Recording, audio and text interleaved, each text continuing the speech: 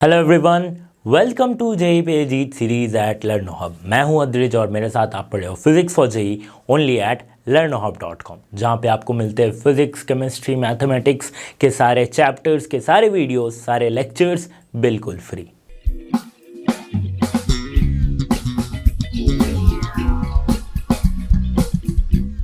Student JEE series के इस video में हम देखने वाले हैं ऑल्टरनेटिंग करंट चैप्टर से रिलेटेड प्रीवियस ईयर में पूछे जाने वाले कुछ क्वेश्चंस को। तो चलिए शुरू करते हैं इस वीडियो। क्वेश्चन नंबर 1 जेई के 2024 के पेपर में पूछा गया है। क्वेश्चन ये कह रहा है कि 10 वोल्ट की डीसी सप्लाई में करंट 2.5 एम्पियर की करंट आती है। ठीक है, अब सेम सर्किट को अगर मैं 10 वोल्ट 50 हर्ट्ज एसी सप्लाई में लगा दूं तो 2 एम्पियर की करंट मिलेगी। तो हमें अब सेल्फ इंडक्टेंस निकालनी है। तो मतलब क्या है, पहले एक डीसी सोर्स था, अब डीसी सोर्स को हटा के एक एसी सोर्स लगा दिया। हम कंसीडर करते हैं कि एक एलआर सर्किट है। ओके, तो एलआर सर्किट डीसी में लगी है तो वोल्टेज हमारे पास दी गई है कितनी, 2.5 ओम। तो यहाँ से 2.5 एम्पियर हमारे पास करंट दी गई। तो हम यहाँ से रेजिस्टेंस निकाल सकते हैं। जब डीसी में था तब का रेजिस्टेंस, तो रेजिस्टेंस कितना हो जाएगा, V बाई आई। V कितनी है, 100, 10 वोल्ट, 10 बाई 2.5। सो ये हमारे पास आ गया 4 ओम का रेजिस्टेंस। ठीक है, बहुत बढ़िया। अब एसी सोर्स जैसे ही लगाया जाता है तो ये रेजिस्टेंस चेंज होके हो जाता है क्या, इम्पीडेंस। और इम्पीडेंस को हम लिखते हैं R square plus XL square. ठीक है, R square plus XL square लिखते हैं। एक्सएल इक्वल्स टू, एक्सएल क्या है, इंडक्टिव रिएक्टेंस। यहीं से हम हमें क्या निकालेंगे, इंडक्टेंस निकालेंगे। तो सिंपल सी बात है। अब यहाँ पे जो Z होगी दैट इज इक्वल्स टू कितना हो जाएगा, देखो voltage V equals to I R. तो I इंटू Z हम लिख सकते हैं। तो यहाँ से Z हम क्या लिखेंगे, V by I. So V by I. ठीक है, अब V बाई आई लिख दिया है तो यहाँ पे दिखाओ, R square plus XL square equals to V कितनी है, 10। ठीक है, 10 वोल्ट एसी सप्लाई। अब ये वाला हम वोल्टेज ले रहे हैं 10 वोल्ट। अब करंट कितनी है, 2 एम्पियर। ठीक है, इस केस में करंट कितनी हो जा रही है, 2 एम्पियर। क्रॉस करो, आया 5। So root under R square plus XL square equals to आए 5। ठीक है, so R square plus XL square को हम लिख सकते हैं 25, एक्सएल स्क्वायर को हम लिख सकते हैं 25 माइनस आर स्क्वायर। आर की वैल्यू है 4, स्क्वायर करेंगे तो आएगी 16। XL square equals to 25 minus 16 जो कि होती है 9। इसका मतलब एक्सएल की वैल्यू कितनी आ जाएगी, 3। ठीक है, ये एक्सएल आई है। अब एक्सएल क्या होती है, omega L. Omega L equals to हो गई 3। एल हमें निकालना है यानी कि 3 बाई ओमेगा। ओमेगा पता नहीं है तो फ्रीक्वेंसी के टर्म्स में 2 पाई इंटू फ्रीक्वेंसी एफ। ठीक है, कोई कंफ्यूजन नहीं है। अब 3 बाई फ्रीक्वेंसी कितनी दी गई है, 50 हर्ट्ज। सो 50 इंटू 2 हो गया 100। सो 3 बाई 100 पाई आपका ऑप्शन आएगा 9। अच्छा, ये न्यूमेरिकल टाइप क्वेश्चन है तो 9.5 milli henry will be the correct answer. ठीक है, क्या करेक्ट आंसर हो जाएगा, 9.5 मिली हेनरी। समझ में आ गया, इजी क्वेश्चन। क्वेश्चन नंबर 2 देखते हैं। In an AC circuit alternating voltage जो है वो इतनी दी गई है, is connected to a capacitor of 1 microfarad. The RMS value of current in the coil in the circuit will be। Simple सी बात है, AC सोर्स है हमारे पास और कैपेसिटर लगा हुआ है इसमें। ठीक है, ये जो AC सोर्स है ये कितनी है, V not sine omega T हम लिखते हैं नॉर्मली। तो V नॉट के जगह पे हमारे पास क्या दिया गया है, 200 रूट 2 साइन 100t। ठीक है, तो आपको समझ में आ रहा है वेव इक्वेशन में कौन सी वैल्यू किसके बराबर हो रही है। फाइन, अब हम क्या जानते हैं, यहाँ से हम अगर आई नॉट निकालते तो आई नॉट क्या हो जाएगा, V naught by X C. I equals to V by R है। Resistance in case of capacitive या फिर कैपेसिटेंस वाली जो सर्किट होती है उसमें क्या लिखते हैं, XC लिखते हैं, that is 1 by omega C. तो यहाँ पे क्या लिखेंगे, V नॉट के जगह पे बाई XC के जगह पे हम लिखेंगे 1 बाई ओमेगा सी। ठीक है, कोई दिक्कत नहीं है, यानी कि 1/ω_c ऊपर आके क्या हो जाएगा, ω_c V0। सो ओमेगा की वैल्यू कितनी है, यहाँ से देखो ये 100t लिखा है तो ओमेगा की वैल्यू है 100। कैपेसिटेंस कितनी दी गई है, 1 माइक्रोफैरड यानी कि 10⁻⁻6 फैरड। ओके, और क्या है V0, V0 कितनी है यहाँ पे देखो 200√2। सो 200√2 हमारे पास है। तो अगर मैं यहाँ से सॉल्व करके देखूँ तो मेरे पास वैल्यू जो आएगी दैट विल बी अराउंड, यहाँ पे 0 और 2 0 4 और -2 यानी कि 2√2 इंटू 10⁻⁻²। ये मेरे पास क्या आ गई, एम्पियर में ये करंट आ गई। हमें निकालना है RMS value. So I RMS equals to I0/√2। So I0 कितनी दी गई है, 2√2 इंटू 10⁻⁻² एम्पियर बाई √2। तो √2 कैंसिल आउट हो रहा है, तो हमारे पास कितने हैं 2 इंटू 10⁻⁻² यानी कि हम लिख सकते हैं 20 मिली एम्पियर। सो ऑप्शन कौन सा करेक्ट हो रहा है, option B is the correct answer. समझ में आ गई बात, क्या कहना चाह रहा था।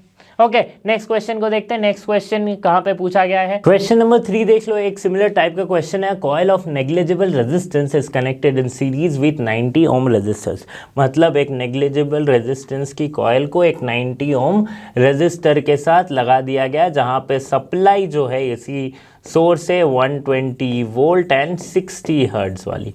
ओके, अब वोल्ट मीटर अगर लगाया गया सिर्फ रेजिस्टर के अक्रॉस, रेजिस्टेंस के अक्रॉस द रेजिस्टेंस, सो वहाँ पे कितनी वोल्ट आई, इसके अक्रॉस 90 वोल्ट की वोल्टेज आ रही है। Then the inductance of the coil, ये इंडक्टेंस हमें निकालना है। ठीक है, तो इस टाइप के सर्किट में जब भी हम करंट लिखते हैं तो क्या लिखते हैं, V/Z। इम्पीडेंस के नाम पे हम क्या लिख रहे हैं यहाँ पे, R² प्लस XL² हम लिखते हैं। और करंट की अगर बात करूं तो इसके अक्रॉस करंट क्या होगी, 90 ओम की रेजिस्टर है, 90 ओम का वोल्टेज यहाँ पे दिख रहा है, तो करंट कितनी होगी 1 एम्पियर। सो करंट की वैल्यू हम 1 एम्पियर लिख सकते हैं। So that means 1 ampere. So R² plus XL² equals to V। ठीक है, रेजिस्टेंस कितनी है 90 square plus XL² equals to voltage कितना है 120 वोल्ट, टोटल सर्किट का वोल्टेज। ठीक है, अब सॉल्व कर दो। अब आप सॉल्व करोगे तो आपके पास क्या आ जाएगा, 90² प्लस XL का square equals to 120। So XL को अगर मैं तोड़ के लिखूं that means ω² L² equals to 120। Okay, और थोड़ा सा सॉल्व करूँ तो क्या लिखेंगे, 90 की स्क्वायर प्लस ओमेगा की वैल्यू के 2πf, 2π इंटू फ्रीक्वेंसी। सो इसका स्क्वायर करेंगे तो 4π² और फ्रीक्वेंसी का भी स्क्वायर। सो फ्रीक्वेंसी है कितनी 60, 60 का स्क्वायर L²। ठीक है, इक्वल्स टू है 120। ठीक है, अब देख लो 90 square plus 4π 60 square L equals to 120 square. ठीक है, अब सॉल्व कर लो, 4π 60, लेट इट बी 4π 60 को हटाओ, simple L equals to 120 square minus 90 square by 4π 60 की होल स्क्वायर। ठीक है, समझ में आ गई बात। 4π² होगा, है ना, 4π² 60 स्क्वायर। वैल्यूज पाई की वैल्यू क्या होती है 22/7 और 3.14 की स्क्वायर पुट करोगे, सारे वैल्यूज कैलकुलेट करोगे तो आपके पास जो वैल्यू आएगी एल की वो है 0.21 हेनरी। क्या आ जाएगी 0.21 और 0.2 हेनरी। आप नियरेस्ट ऑप्शन को कैलकुलेट करके लगा सकते हैं। ठीक है, 120 स्क्वायर माइनस 90 स्क्वायर पता है, फिर इसको डिवाइड करोगे 60 स्क्वायर यानी 360 की स्क्वायर, 120 स्क्वायर क्या हो जाती है 144 होती है, 12 का स्क्वायर और उसमें 2 0 लगाओगे। ठीक है, बहुत इजी सा कैलकुलेशन है, खुद से कर लेना। 0.21 Henry will be the correct answer.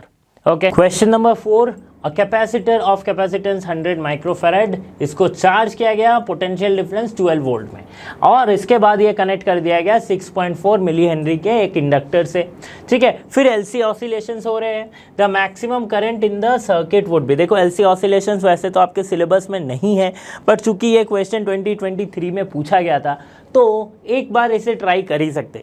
LC oscillation में क्या होती है, मैक्सिमम करंट कब होती है, जब energy stored in inductor is equals to energy stored in capacitor, that means half C V square equals to half L I max square.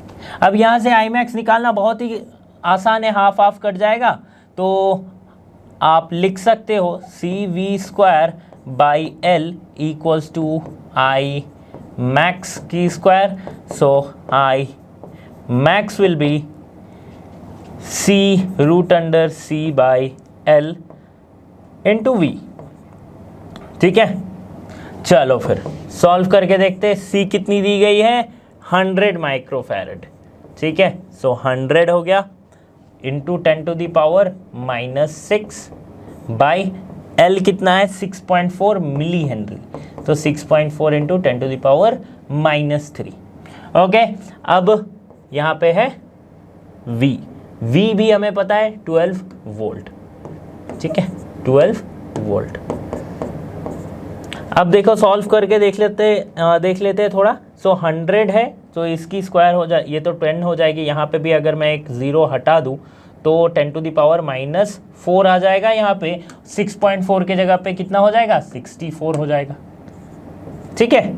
तो अगर मैं फिर इन सब को रूट से बाहर निकालना चाहूँ तो क्या मिलेगा 10 into 10 to the power -3 by 8 into 10 to the power -2, ठीक है। ऊपर गया 12 से मल्टीप्लाई होगा तो हमारे पास आंसर कितनी आ जाएगी, सो 4 से डिवाइड करें तो ये 3 बार, ये 2 बार में, सो 3/2, इसका मतलब 1.5 ampere will be the correct answer. So 1.5 ampere कहाँ पे है, ऑप्शन 2 में है, और 1.5 ampere is the correct answer. समझ में आ गई बात। नेक्स्ट क्वेश्चन को समझते हैं। नेक्स्ट क्वेश्चन क्या कह रहा है, if the primary side of the transformer is connected to 230 volt 50 hertz AC supply and the ratio of the number of turns primary to the secondary is 10:1. Load resistance at the secondary coil is 46 ohm, then the power output at the load resistance will be. तो सबसे पहले क्या है कि transformer है ना, transformer है और यहाँ पे लोड रेजिस्टेंस है, ये सेकेंडरी कॉइल है, ये प्राइमरी कॉइल है, इसके अक्रॉस हमें लोड रेजिस्टेंस ये कितनी दी गई है 46 ओम की दी गई है, ठीक है। और यहाँ पे हमने AC सोर्स लगा के रखा है, बस आप म्यूचुअल इंडक्टेंस के वजह से यहाँ पे क्या मिलेगा हमें, यहाँ पे हमें पावर मिलेगा, आउटपुट पावर मिलेगा कुछ। अब देखो बहुत ही सिंपल सी बात है, अब देखो पावर होती क्या है, पावर इन लोड रेजिस्टेंस अगर मैं दिखाना चाहूँ PL तो ये हो जाएगी लोड रेजिस्टेंस के अक्रॉस वोल्टेज की स्क्वायर यानी कि V²/R, so V2 square by R। V1 क्या है वोल्टेज अक्रॉस प्राइमरी, V2 क्या है वोल्टेज अक्रॉस सेकेंडरी, तो V2 स्क्वायर बाई RL। अब लोड रेजिस्टेंस मुझे पता है, बस V2 निकालूंगा तो मेरा पावर आ जाएगा। V2 को कैसे निकाल सकता है, देखो V2 बाई V1 ये किसके बराबर होती है, मतलब दिस V जो वोल्टेज है वो प्रोपोर्शनल होती है किससे, नंबर ऑफ टर्न से।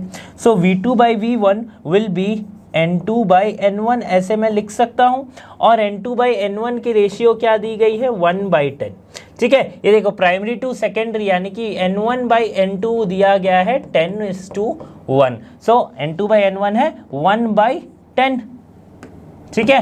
क्या है ये 1/10। अब V2 इजीली निकाल लेंगे, V1 कितना है, देखो V1 दिया गया 230 volt, so 230 volt by 10 that is 23 volt. ये हमारे पास क्या आ गया V1। अब V2 क्या हो, सॉरी ये हमारे पास क्या आ गया V2, ठीक है, ये हमारे पास V2 आया, V1 ही तो मल्टीप्लाई हुआ तो V2 हमारे पास 23 वोल्ट आया, 230 नहीं 23 वोल्ट आ गया, ओके। अब 23 वोल्ट को यहाँ पे पुट करेंगे, सो 23 की स्क्वायर बाई लोड रेजिस्टेंस है 46, ठीक है।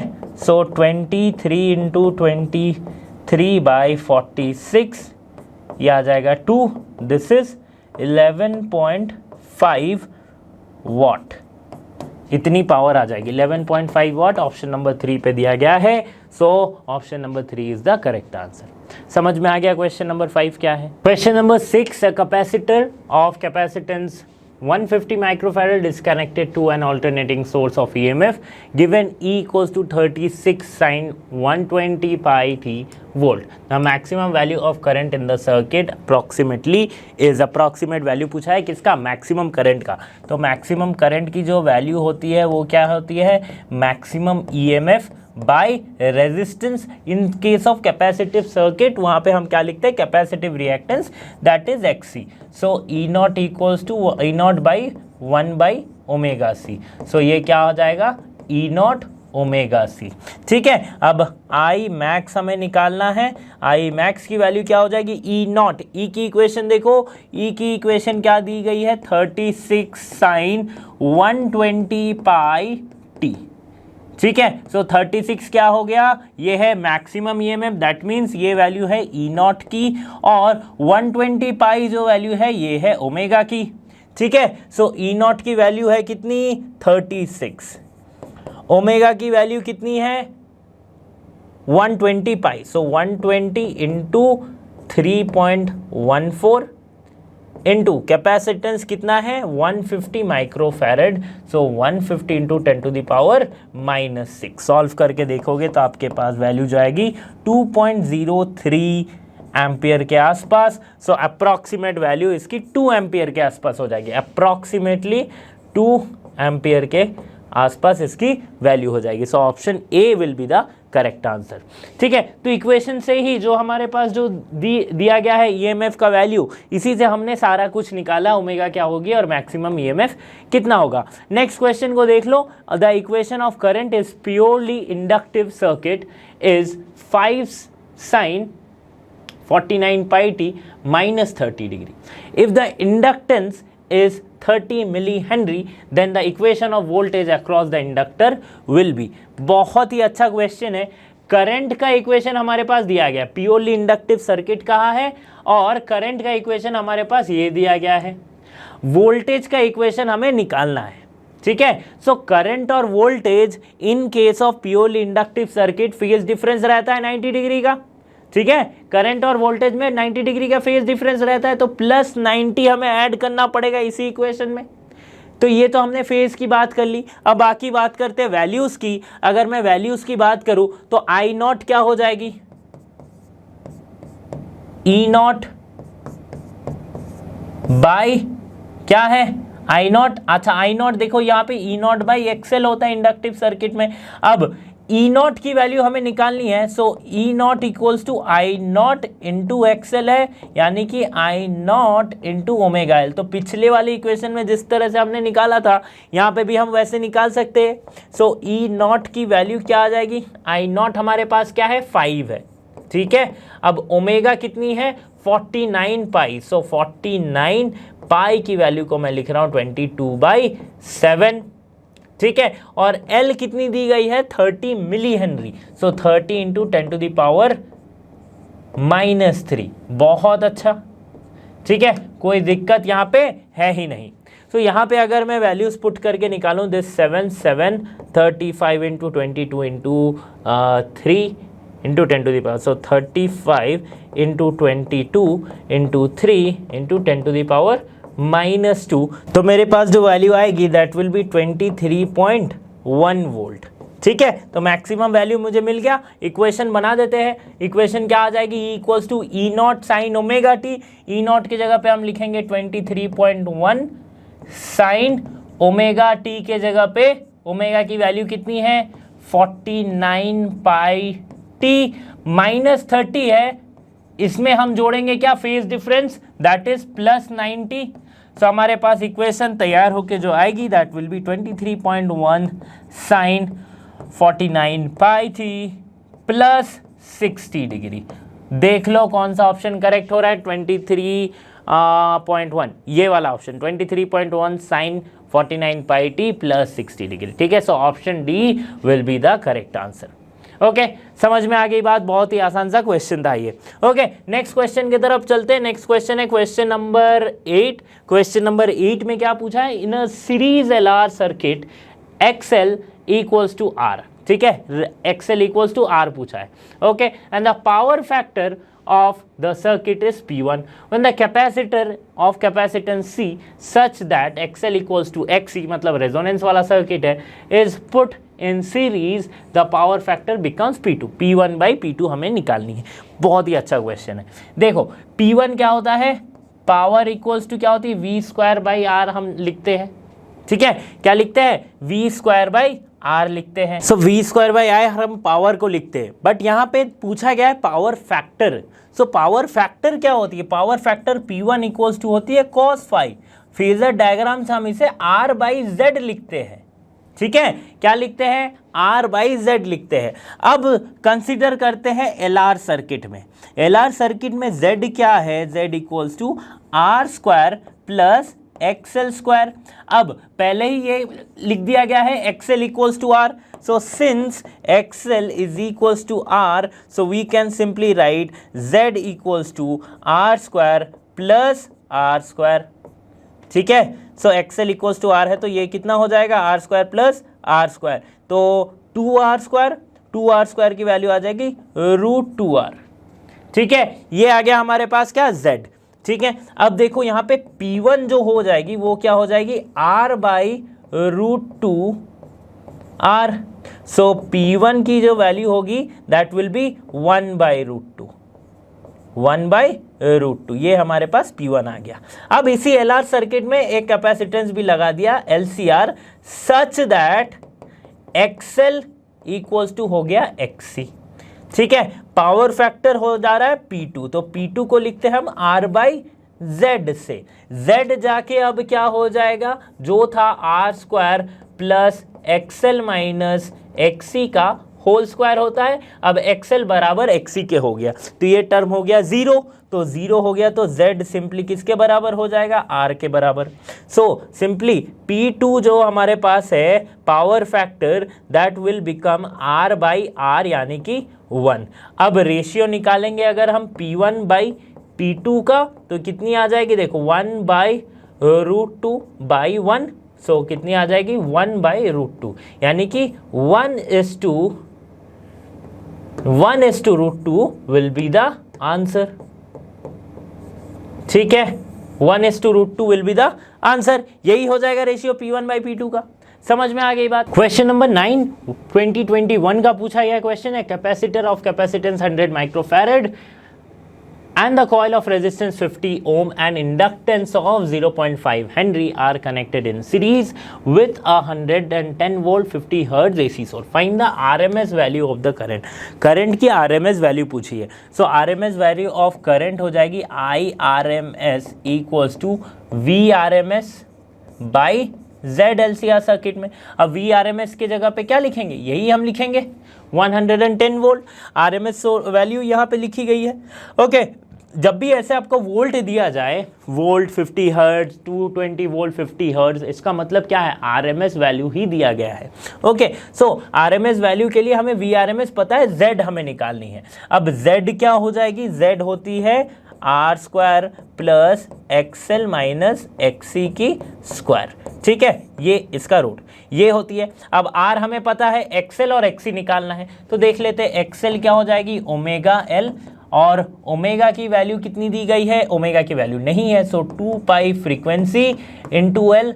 सो 2 पाई इंटू फ्रीक्वेंसी कितनी है 50, यानी कि 100 पाई इंटू एल कितना है 0.5। ठीक है, तो जो वैल्यू आएगी वो कितनी हो जाएगी, दैट विल बी 157 ओम। दूसरा वैल्यू है XC का, XC है 1 बाई ओमेगा सी, यानी कि 1/2 पाई FC। ठीक है, इस पे भी आप सॉल्व करो। सो 1/100 पाई इंटू कैपेसिटेंस कितनी दी गई है 100 microfarad, so 100 into 10 to the power -6, 10 to the power, अच्छा यहाँ पे 100 पाई है, सो पाई भी है। ठीक है, 10⁻⁻6। ये कितनी वैल्यू आ जाएगी, ये आपकी आ जाएगी 31.84, आपके पास ये वैल्यू आ जाएगी। ठीक है, ये वैल्यू हो गया, ये हमें वैल्यू मिल गया दोनों। अब पुट कर दो इसमें। सो इम्पीडेंस कितना आ रहा है, देखो आर स्क्वायर है 50 की स्क्वायर, एक्सएल के जगह पे हम लिखेंगे 31.84 का 31.84 माइनस एक्सी के जगह पे हम लिखेंगे 157। अब इसका होल स्क्वायर करेंगे तो वैल्यू जो आएगी दैट विल बी, अच्छा इम्पीडेंस की जो वैल्यू आ रही है वो कितनी आएगी, सॉल्व करके देखोगे इस यहाँ पे 157 माइनस 31.84। अच्छा देखो ये माइनस ये टर्म आगे जाए या ये टर्म आगे जाए फ़र्क नहीं पड़ेगा, क्योंकि स्क्वायर है तो पॉजिटिव टर्म ही आएगा। ठीक है, तो इसको आप सब्ट्रैक्ट करोगे फिर इससे ऐड करोगे तो आपकी जो वैल्यू आएगी दैट विल बी 1। तो यहाँ पे जो आपकी वैल्यू आएगी दैट विल बी 134.77 ओम आ जाएगी। ठीक है, अब बस यहाँ पे पुट कर दो, VRMS है 110/134.77। तो इसको कैलकुलेट करने पे हमारी जो वैल्यू आती है दैट विल बी अप्रॉक्सीमेटली, मैं बोल रहा हूँ अप्रॉक्सीमेटली अराउंड 0.2 और 0.816 समथिंग आएगा, जिसे हम राउंड ऑफ करके 0.2 हम लिखेंगे ampere. So this is the RMS value and option A will be the correct answer. Okay, समझ में आ गया क्वेश्चन क्या कह रहा था। ओके स्टूडेंट्स, सो यहाँ पे हमने सॉल्व किए कुछ क्वेश्चंस ऑल्टरनेटिंग करंट के चैप्टर से जो कि प्रीवियस ईयर में पूछे गए हैं। मैं उम्मीद करता हूँ कि ये वीडियो आपको अच्छी लगी होगी। तो इसी तरह के वीडियोस के लिए आप लर्नो हब के साथ बने रह सकते हैं, क्योंकि लर्नो हब फ्री है पर बेस्ट है। So thanks for being here and have a great day.